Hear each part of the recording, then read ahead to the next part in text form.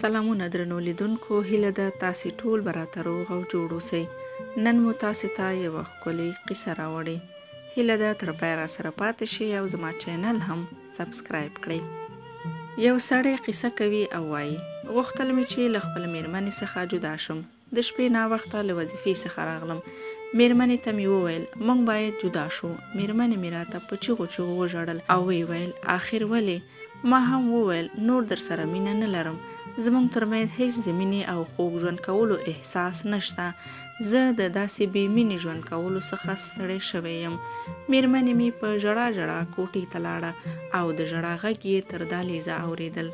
سهار شو، مېرمنې مې راته یو لیک راکړ چې پکې لیکلي وو: سمه ده، جدا کېږو، خو لومړی باید زما دا خبرې ومنې تر یوې میاشتې.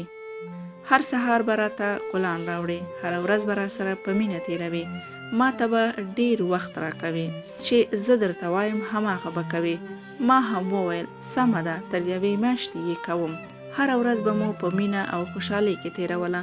هغې ته مې ډېره توجه کوله. هغې نه وروسته چې به هره ورځ تېرېده، نو زموږ ترمنځ به مینه ډېرېده. ما به تل فکر کوو چې زموږ ترمنځ هیڅ ډول د مینې احساس نشته، خو اوس پوه شوم چې زما ژوند څومره د مینې څخه ډک دی. زه دومره بې تفاوته وم چې هیڅکله مې مېرمنې ته وخت نه ورکاوه. د هغې د زړه خبره مې نه دی اورېدلی، مینه مې نه ده ورکړې.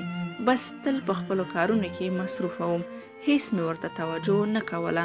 زما د بې پروایۍ له امله یې رنګ داسې ژیړ شوی و لکه په زړه چې یې بلا غمونه وي.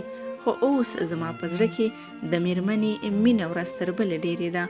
ورته مې وویل: نه غواړم چې له تا څخه جدا شم.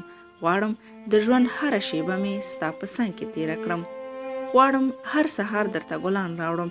غواړم د ژوند هره شیبه مې تا سره تېر کړم او ژوند مې تل همداسې د مینې څخه ډک کړم.